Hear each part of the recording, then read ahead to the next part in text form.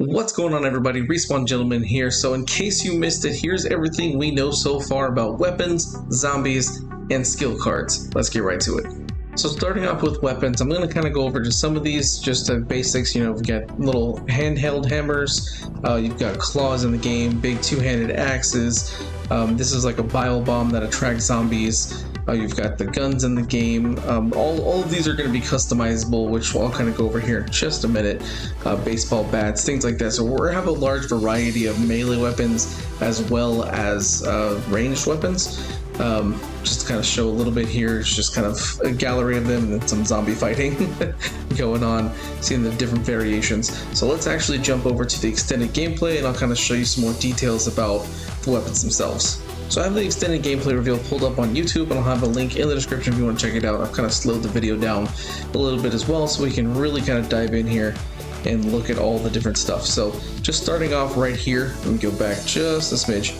You can kind of see that, so I can pause it just for a moment. So right here, this is what we're looking for. So you can see we've got a level match system, so you can upgrade your weapons to match whatever level you are, which you can see up here. So that's really nice. And then down here, you can kind of, my thing's blocking it with, like, you push a button for like upgrades, for match level, for scrapping the weapon. So if you have a weapon you don't want anymore, you can scrap it for parts, which is really, really good. I do like that you can do that.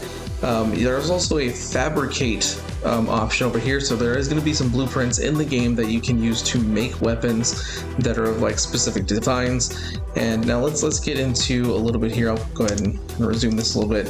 So you can see right here, this is one of the big things, is that we've got a mod slot, which the mod slots, I'll show you in just a second, are going to be your elemental things. Then we have your perk slots, which kind of buff your damage and things like that. So looking at the mods, just for example, they've got these three that were in the trailer. So you've got shock, fire, and mutilator, which seems to be kind of like bleeding effect almost, it seems. Now over here, this is actually where the perks come in. You kind of saw it showed you before. So there's different perks you can do. Like this one is hazardous. It gives you inflicting a status effect on a zombie triggers a forceful explosion.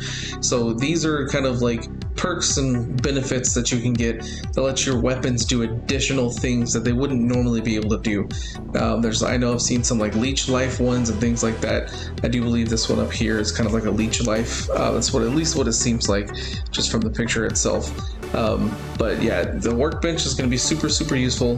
We know that they're going to be kind of dotted around the place. I don't know how close they're going to be to each other, but this is how you will repair your weapons as well as upgrade them. Things like that. So your workbench is going to be a place that you go to all the time. Now, you will be able to do the mods and everything just like you do on melee weapons for the ranged weapons, all the guns and things like that. You'll be able to do that for them as well. Now let's get into some of the zombies. So we know a few already. So there's the Shambler here, which is going to be kind of the much slower zombies, the ones that are kind of more decayed and things like that. You'll see these pretty much all over the place. Then you have the walkers, which again are going to be your other kind of more common, like you're going to see these all over the place kind of zombies. They're more fresh, so they don't look as decayed and things like that. And then kind of flip back here a little bit, we have the runners. Now these are going to be like your freshest looking zombies. These are going to be the ones that are just absolutely bolting at you, that they have in every single Dead Island game and Dying Light game even as well. And then there's this kind of mystery thing. There's probably going to be some other types of normal infected that we'll come across in the game. They just haven't necessarily revealed anything just yet. But yeah, it's going to be quite a bit of different types that we're looking at just for the normal zombies. Now, let's also go look at the Apex zombies. Now, these guys are pretty crazy. So you've got the Screamer zombie, which looks like this, and it's terrifying.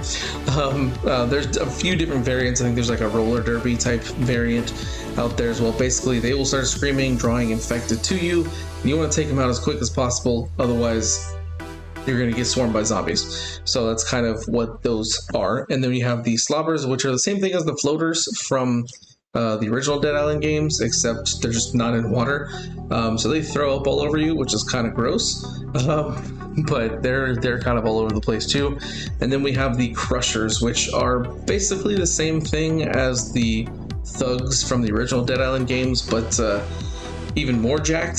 So these are going to be kind of the tougher enemies to fight. Now, one they don't show on here, just kind of on their website, are the butchers. I don't know if they're going to be called butchers in the game or not, but they're the ones from the original Dead Island games that had like their arms stop at some bones, and they just have like bone blades for arms, and they just stab you a whole bunch.